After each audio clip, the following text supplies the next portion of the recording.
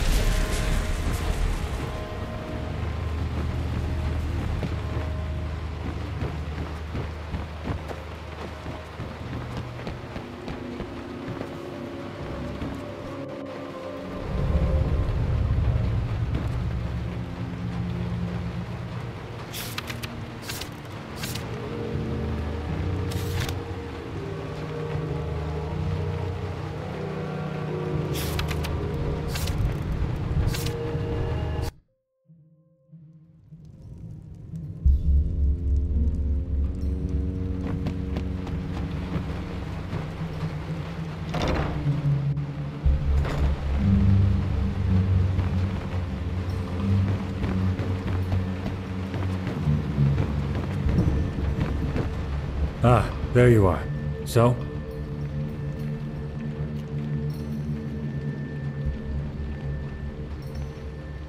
Doesn't surprise me. What exactly?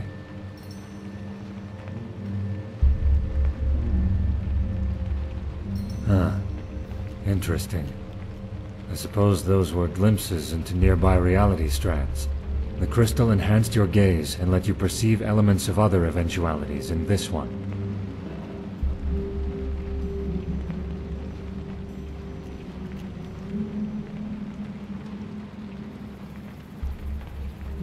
The Shari. Yes, of course. It must have been a scene from another reality, where she survived the assassination attempt. Or where she never went after the traitor in the first place. And I asked her for help instead of you, which would have been my plan if she weren't... Well, let's not talk about it. That we still haven't caught her killer is driving me insane. I did? Ah, I see what you're getting at. You're drawing conclusions about my personality because of this, right? It is. Are you aware of the fact that, quite often, a tiny event is enough to leave an impression on a person's personality forever? I don't know what the Yuslán from the other reality went through, but it's likely that he was quite different from me. Or, who knows, perhaps the mercenary wasn't trustworthy. Either way, no need to be afraid of me. Now, may I see the crystal? Correct. Thank you. I do have the alloy, by the way. It's a bit dented, but I should be able to fix it. Huh. Fascinating. A pity we need to disassemble it. Either way, we did what we came here for. I'll take the crystal to Ark and find a safe place to store it. Here, I found this further down. Why don't you take it? It might be useful. I will need a couple of days at least to fully reconstruct the Planeswalker. I started months ago, but the crystal and the alloy were still missing. Meet me in the dust pit in the Undercity 2 days from now. It's some kind of arena, in case you haven't been there before.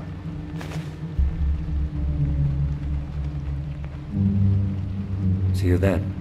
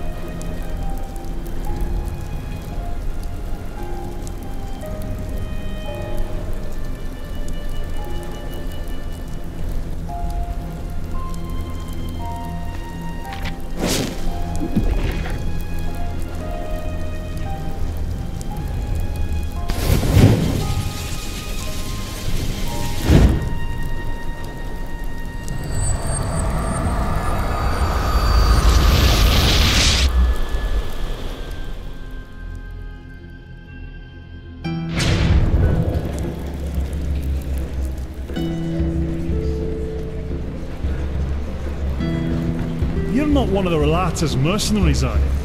Word has it they're hiring again. I'd give them a wide berth if I were you. Now where did I put that? You bloody wench thinks she's Vata incarnate. She'll get what's coming to her soon.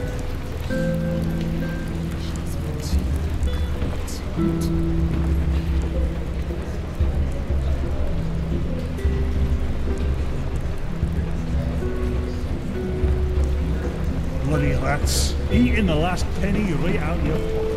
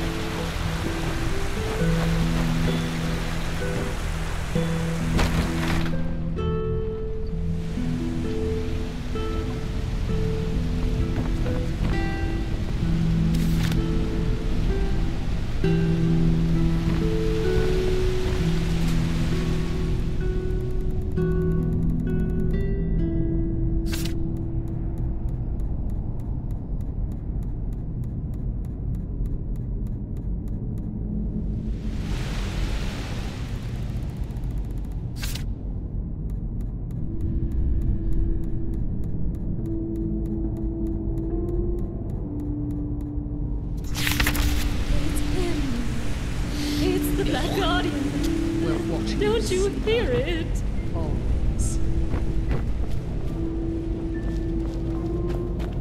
You're from the surface, aren't you? They say that Taylor Aranthil came back. Go away! This You're scaring place, him! As well as the true Chessa did.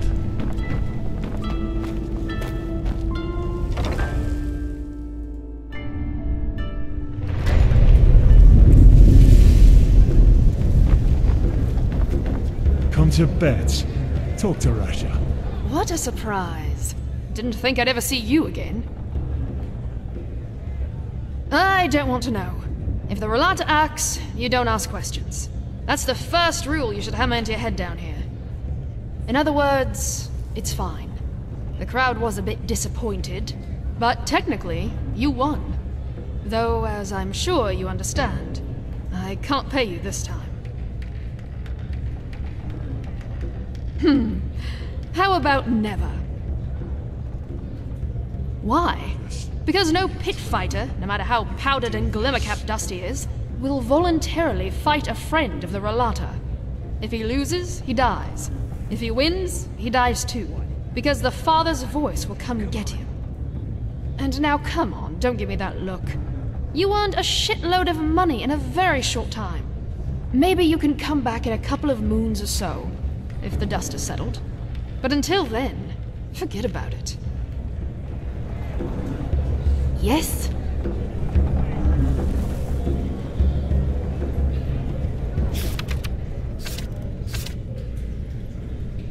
Should have placed my money on the attack. You live and learn. There you are. Very well. Nice place, isn't it? While the Neramis are in front of our gates, the people down here are bashing each other's heads in, and the crowd is cheering them on.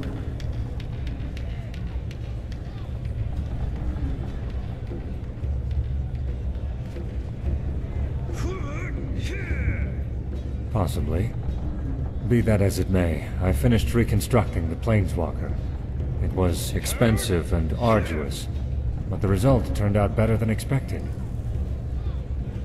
In a safe place. Come along.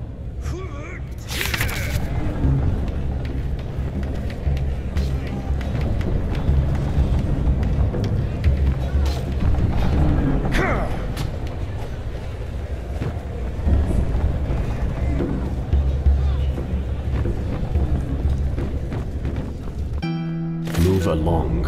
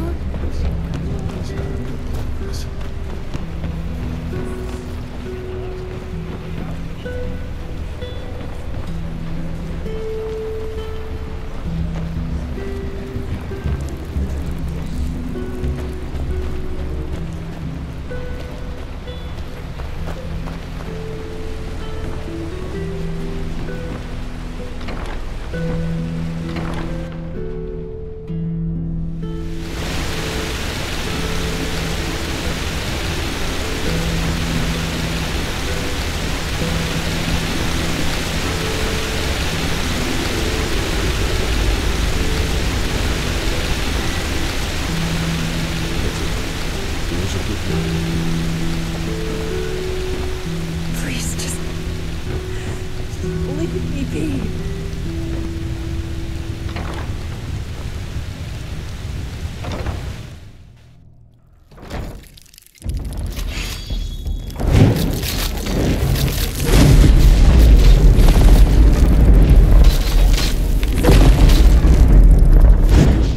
From every corner down here, don't they? Either way, here it is. The Planeswalker. Your knowledge of geometrical shapes is truly impressive. No, it's more than a cube. You'll see. Correct. But in order for it to do that, we need to activate it first. See those 3 crystal fragments worked into the casing? Well observed. Essentially, the Planeswalker creates a distortion in reality. Imagine the following. When you cast a fireball, this fireball is coming from another eventuality, correct? Accelerated heat you conjure right into your fingertips. While you're doing this, there's a brief moment in time where the door between this eventuality and our world stands ajar. Magic means being able to bring elements from other eventualities into ours, as though they are coming from another room. However, to access this room, no matter how briefly, one needs to open a door to it. That's what we call a rift. Good. The problem is that this rift normally exists for only a split second, and this is where the Planeswalker comes into play. It maintains the rift the moment we create it.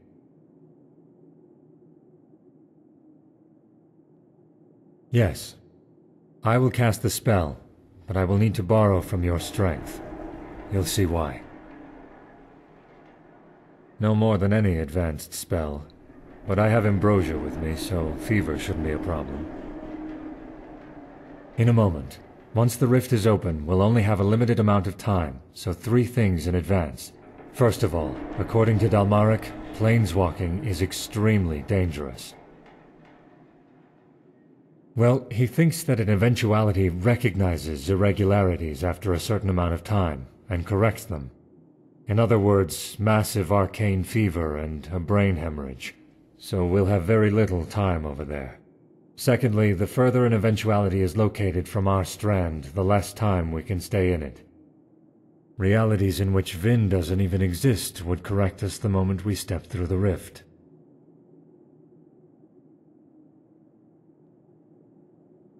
I doubt it. Trying to counteract an eventuality with ambrosia is probably as helpful as putting a warm compress around your neck after someone has decapitated you.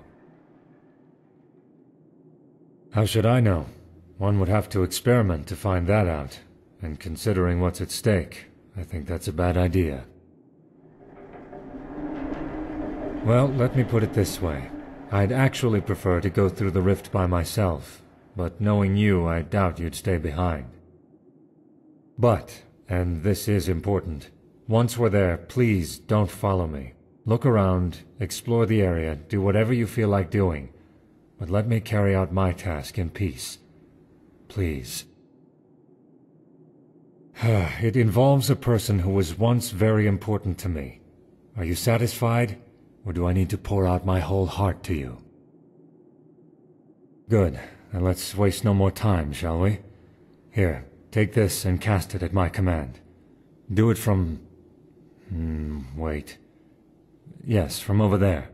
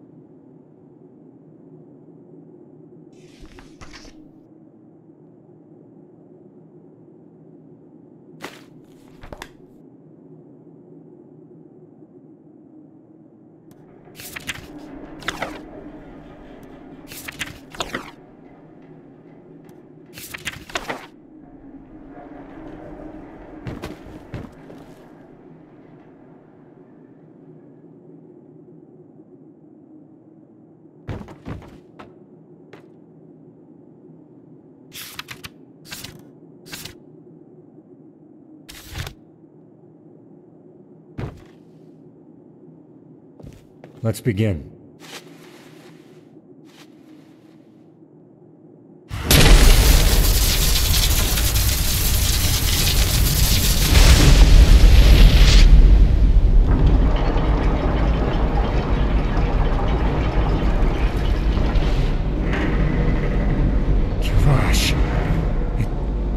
It worked. By the name of the sun.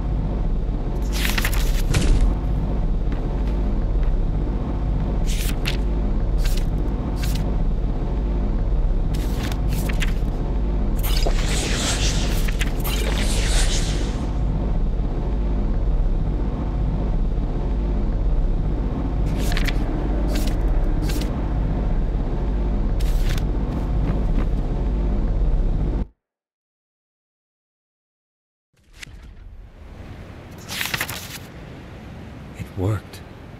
It actually worked. Sira. The Siras Islands, a few miles from the shore near Al-Rashim. You feel it too, don't you? The fever? It is. It must be the eventuality trying to correct us, just as Dalmarek said it would. In other words, the clock is ticking. One close to our strand, yes. Another version of Vin. Forgive me. Frankly, I had doubts until the very end whether this would really work. All this, it's incredible. Look for someone. Prophet, thank you. I know I'm not the easiest person to get along with, but this, it means a lot to me. Give me 10 minutes, will you? Take a look around, do what you will. But be careful.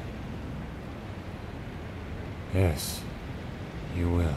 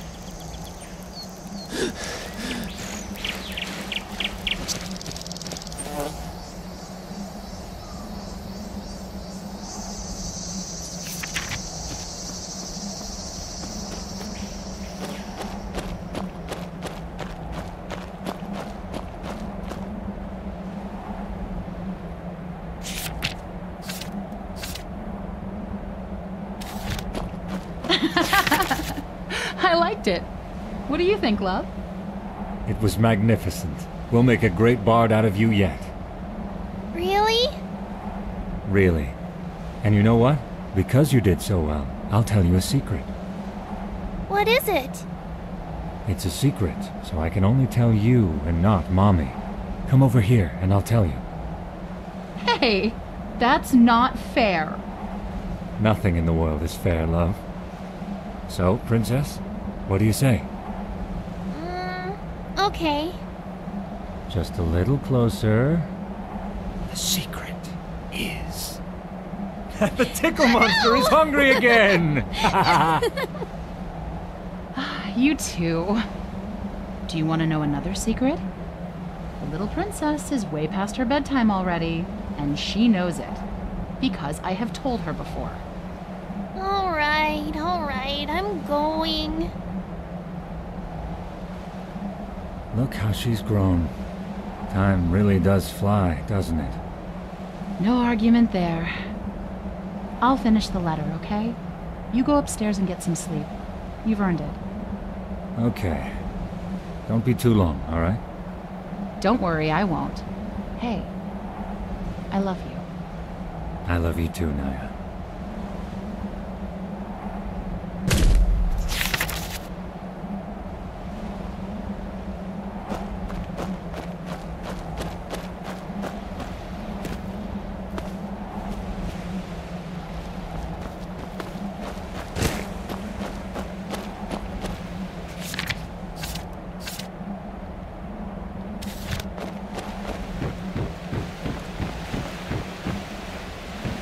You just had to do it, didn't you? Well observed. Yes. Yes, I do.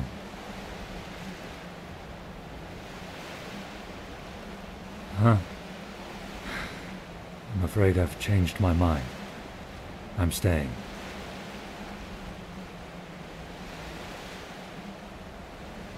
How touching. My daughter, and my wife, Naya. The man that world out there made me into. I never wanted to be like him. All I wanted was to live a normal life, like the Yuslán of this world gets to. But that's just the way of things.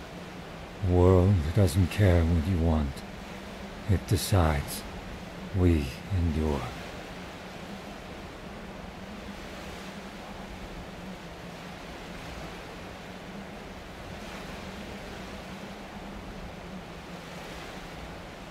Yes, I did. Does it matter? They're gone. Dead. Buried under the sand of the Red Desert. End of story. Not here. I don't want them to find my body.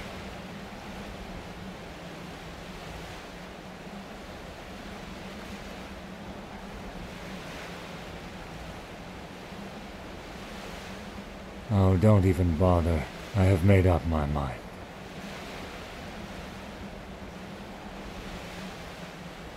Spare me the pathos. The dead are dead, and what they would have wanted is irrelevant. Though it might amuse you to know that, until recently, I would have agreed with you. But that was before I saw this. It opened my eyes. Then you'll have to force me.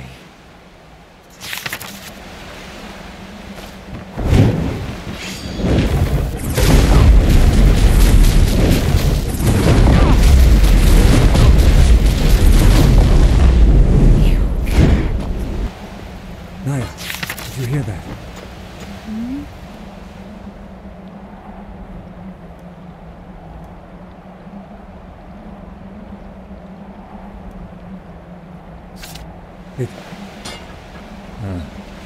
Never mind. Probably just the wind.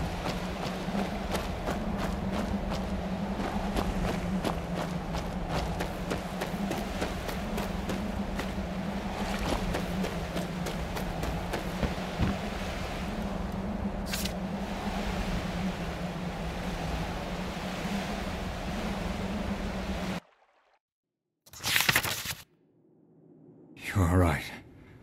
I'm sorry. I don't know what got into me. Yes, so am I. The house, their voices, it was simply too much to bear. I must ask your forgiveness.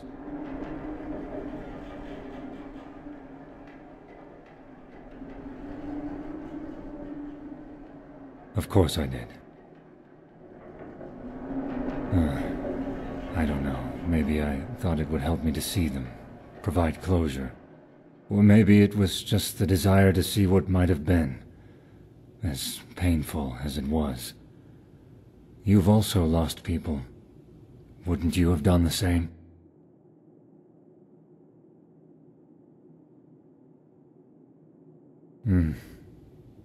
If you actually believe that, then I envy you.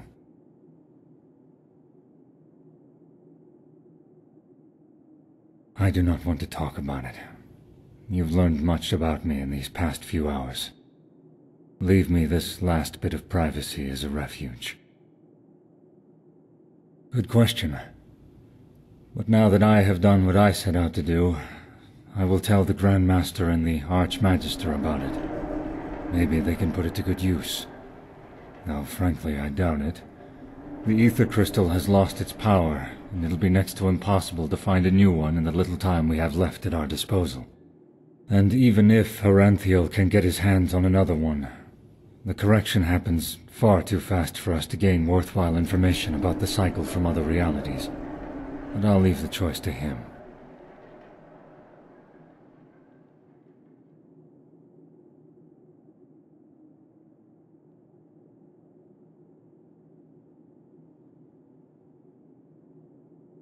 I am grateful that you saved me. Now that I'm back here, I know that staying would have been the wrong choice. Still, I don't regret doing what we did. It showed me something. I believe that concludes our business, does it not? Thank you again. Here, this is the least I can give you for your efforts. I will see you back at the temple. There's a lot that needs doing.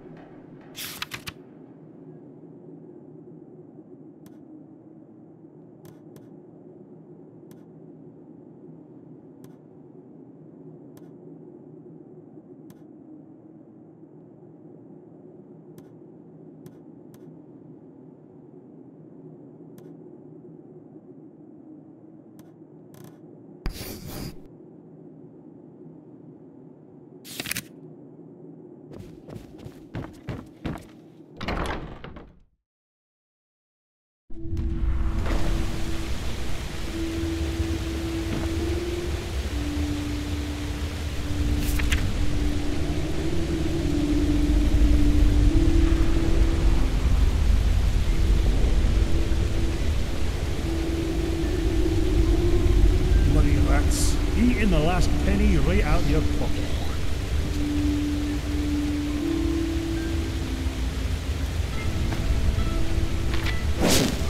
Please, just leave me be.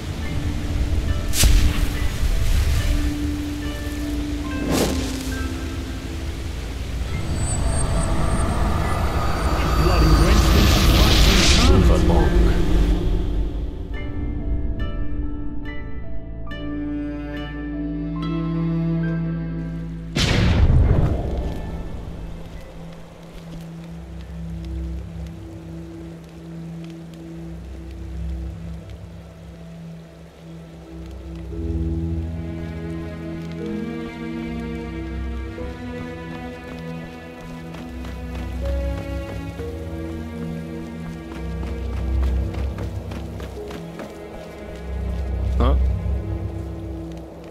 Hey there. It's good to see you. So, shall we do this? The Grandmaster said Sha'Rim was able to decipher the old maps.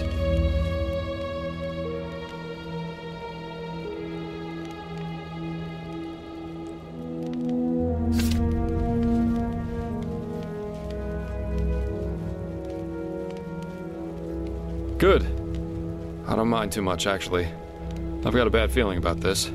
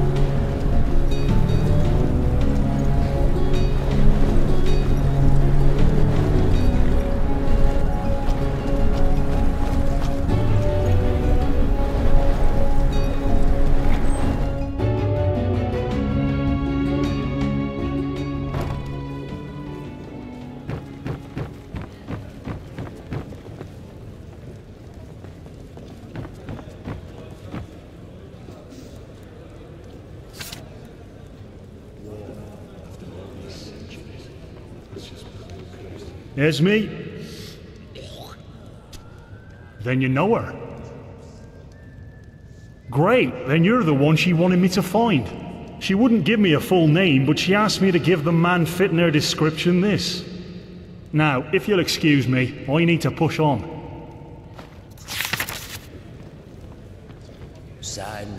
Sad. Bloody stockies everywhere.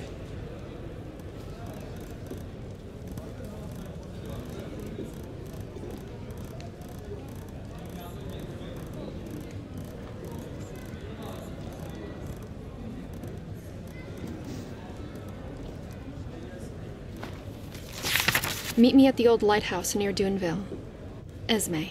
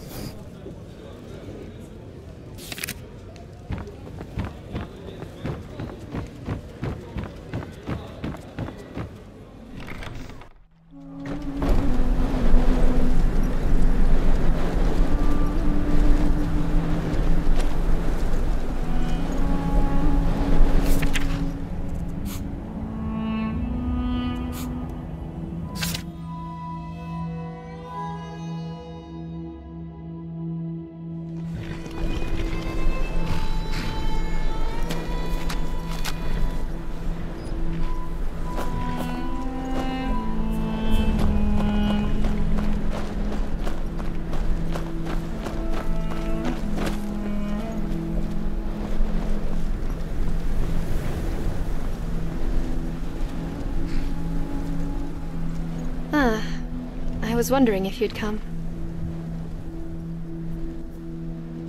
Possible. I found it by accident. But there's something about it, isn't there? It helps me clear my head. It helps me think. Good question. Shall we go up? The view from up on the roof is great. My, look at that. If it weren't for the bone rippers and the bandits, this place would be almost picturesque, wouldn't it? Tara would have liked it. I'm sorry. My emotional outburst in that ruin, it was uncalled for. I shouldn't have said those things. Neither to you, nor to Tara. To her memory, that is.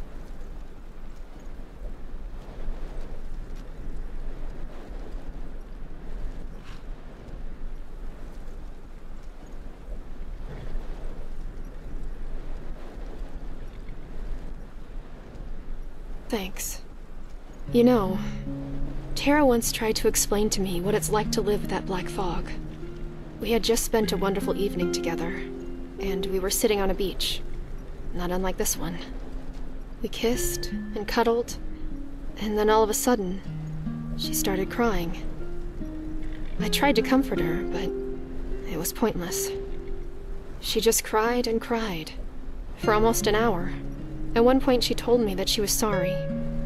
That she was sorry for being how she was. That there was nothing she wanted more than to be different. But that it was out of her control. The fog. It's always there. And there are moments when it just overwhelms you, no matter how hard you try to fight it. Don't you see? She didn't choose to be that way. And she told me that the worst part of it all was seeing how much her suffering dragged me down right along with her.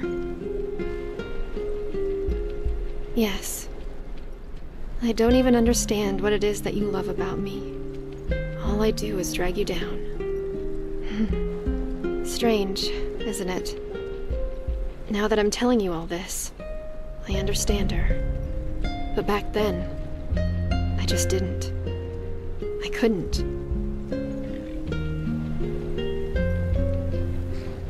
Good question. Of course, I still struggle understanding why she did it. And the fact that she's gone breaks my heart. It just breaks my heart. I wish I could travel back in time and tell her that I will stand by her, no matter how she is, and that she never was or could ever be a burden to me. Don't get me wrong. I don't blame myself for her decision. Joining this cult, giving her life. It was her choice. And she didn't do it out of malice. But I just wish I could have somehow made her realize that it always gets better. That the two of us might have eventually beaten the fog someday.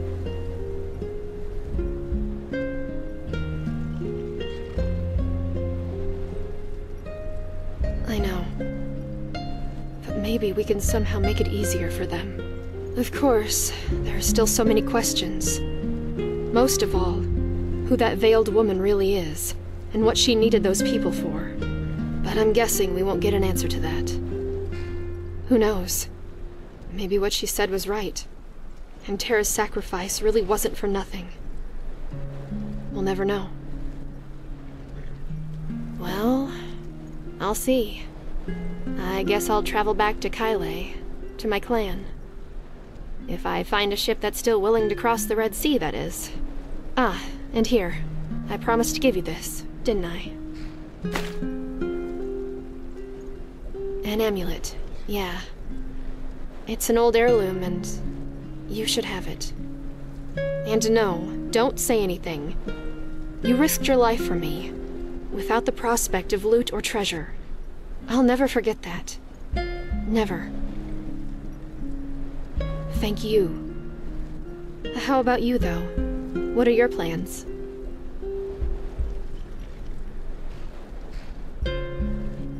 Why doesn't that surprise me?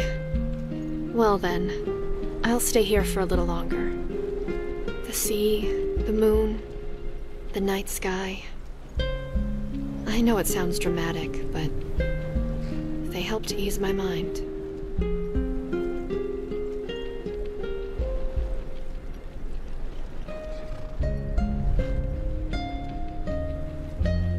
With my talents? You mean never sticking to an agreement, uncontrollable emotional outbursts, and running away screaming at the sight of a pus bug? I'm not sure, but something tells me that this mission of yours needs someone with a different skill set. Keep your chin up. I'll see you around.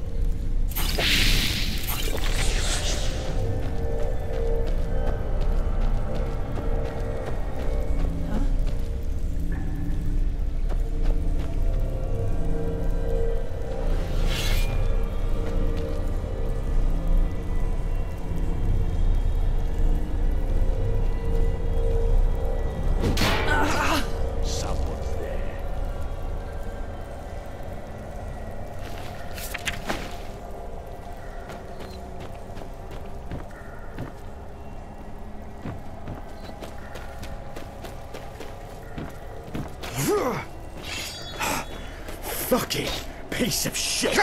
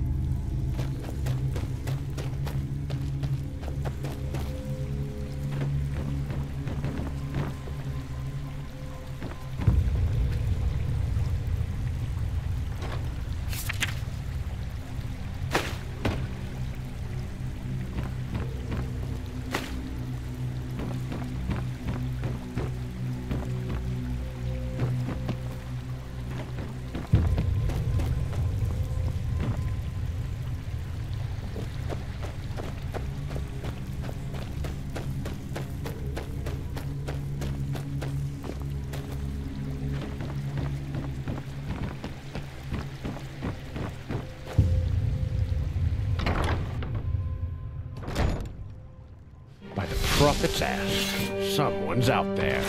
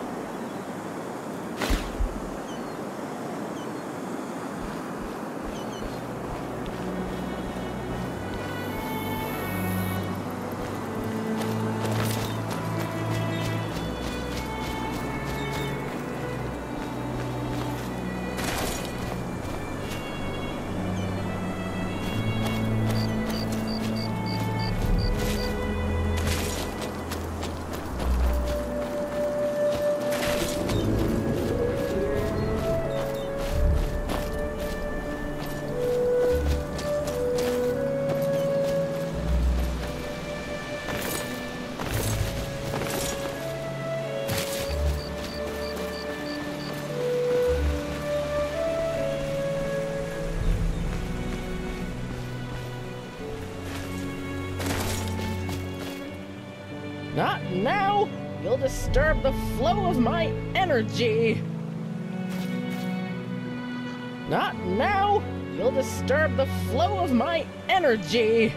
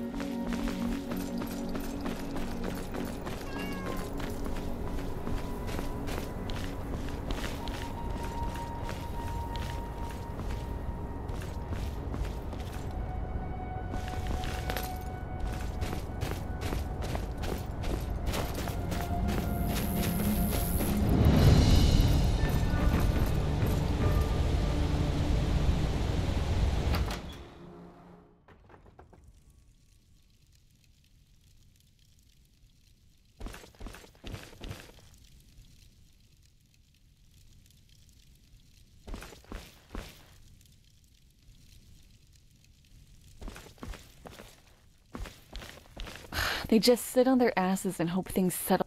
Can I help you? Blazes, why do travelers always think I'm here to answer their questions? But, well, the tides wash all kinds of plunder ashore. You should go armed, though. There's a lot of king's crabs around. Blazes, why do travelers always think the tides wash all kinds of plunder ashore? Look, I don't have time for chit-chat. Make yourself useful. Help defend the city or do something. The keepers say the walls and those barriers at the gate will hold, but I'd rather drink Vatir's piss than put trust into some entropist witchcraft.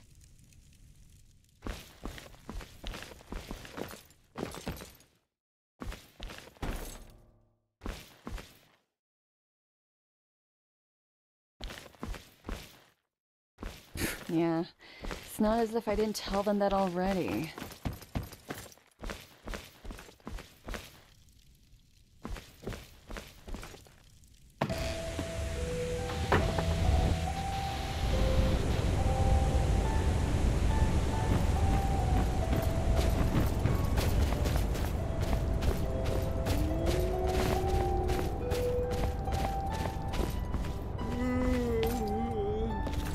Greetings! Do you even need to ask? The whole country's in turmoil.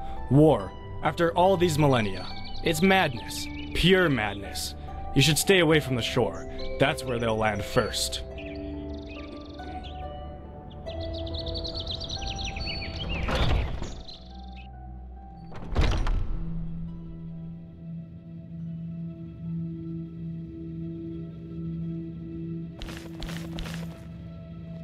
Now look at that! Yet another outlander. Have you heard the news? Word has it that the Grand Master has appointed a foreigner as a keeper. I tell you, soon he'll make the Relatus Seers his advisors. What has become of this place? Similar emotions in us. Why do we have to die? Is death not a punishment? And if so, why does Malthus grant some of us a life full of peace and serenity, while others, equally path-abiding people, have to endure suffering? It seems unjust, yes, and I too oftentimes have asked myself how such inequality can persist. Red madness, enemies before our gates.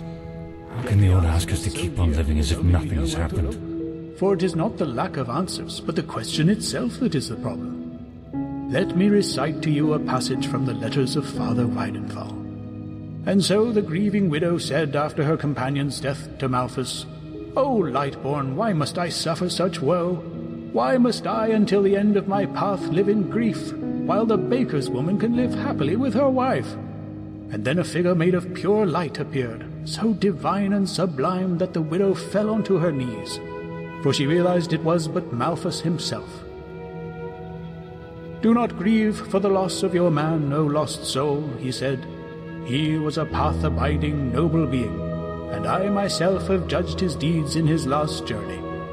He is now walking on the eternal path at my side."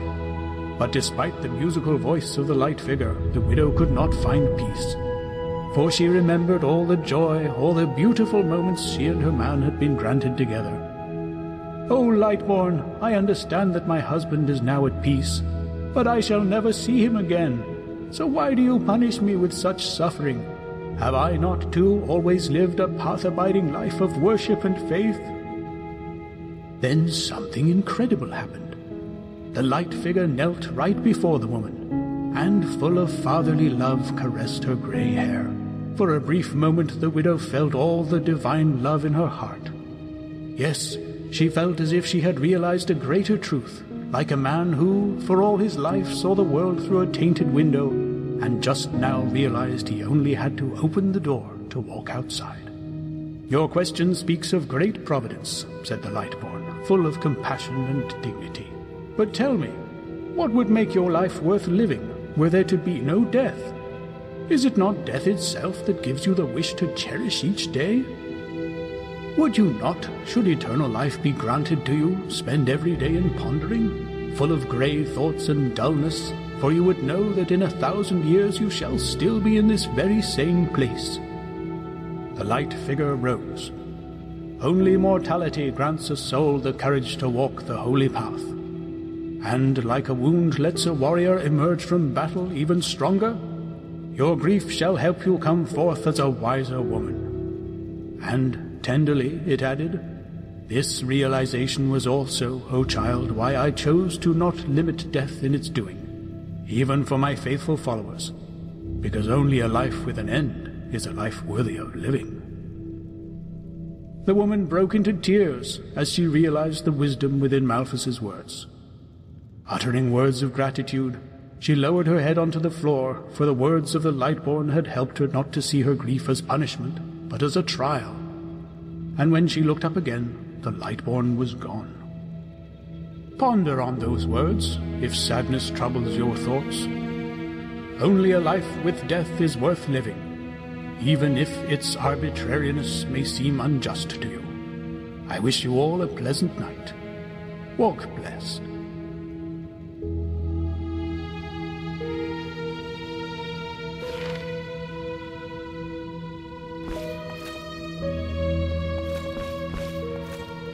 Walk blessed. May his light guide you. Is it important? I don't have time to talk. The City Watch wants all able men and women to take up arms and help defend the city against those Neremese heretics. Blazes, I can't believe this is actually happening.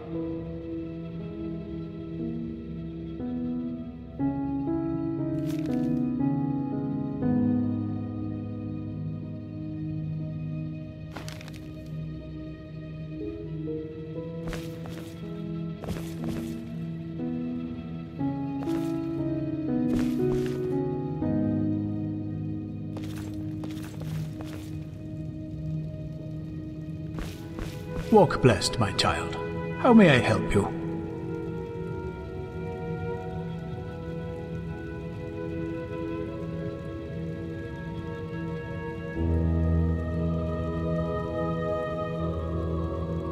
Well, I suppose that depends on what you deem as interesting. I am certain you have heard about the tragic events in Ark. Apparently the Magister who murdered those children was from Riverville himself. And then there's the mayor's wife. She's been sick for moons now, and even I cannot help her. Dreadful times are these, truly. I wish I could do more.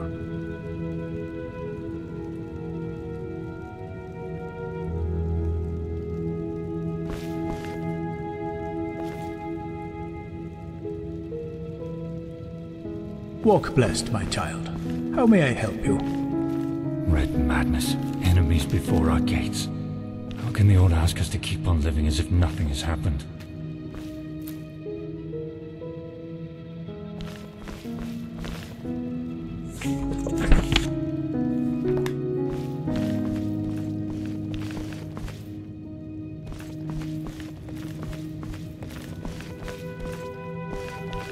Walk blessed, my child. How may I help you?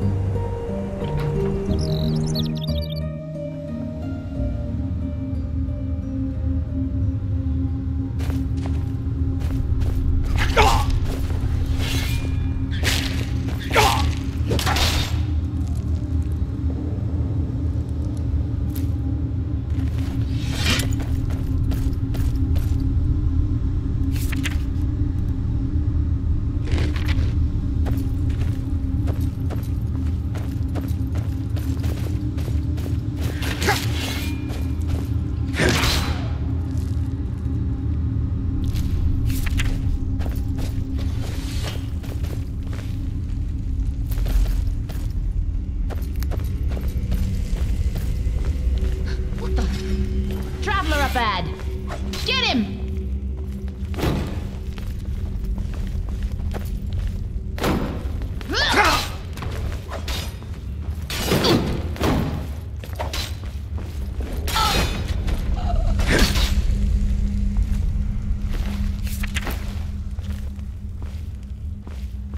No matter how many there are, Kroko's people will wipe them out. Straight and swift like the wind. Now look at that.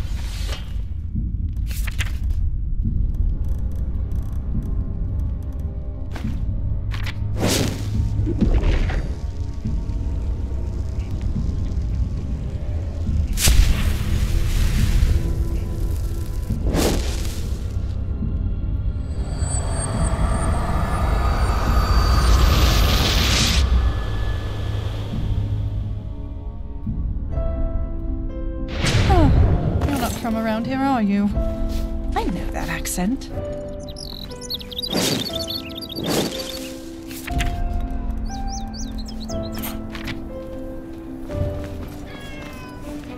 How about that? Another traveler.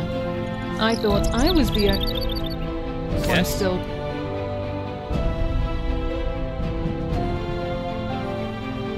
Traveling these lands. Uh-huh.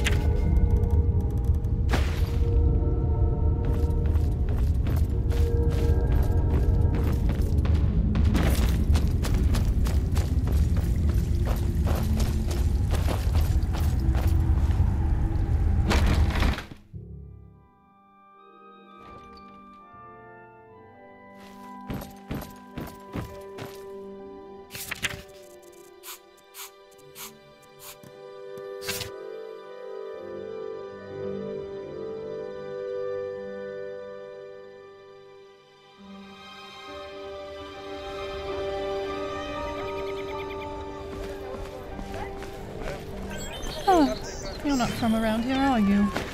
I know that accent. Red madness. Monsieur? Enemy. Before I...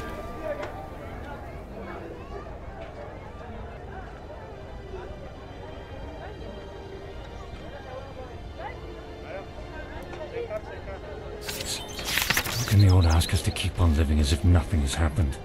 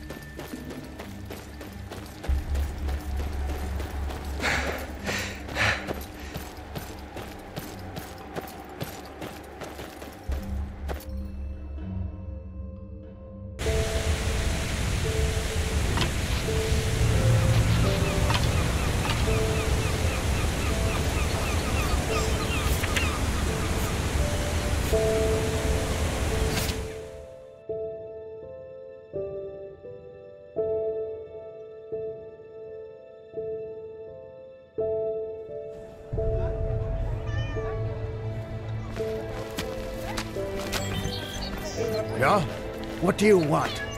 Yes?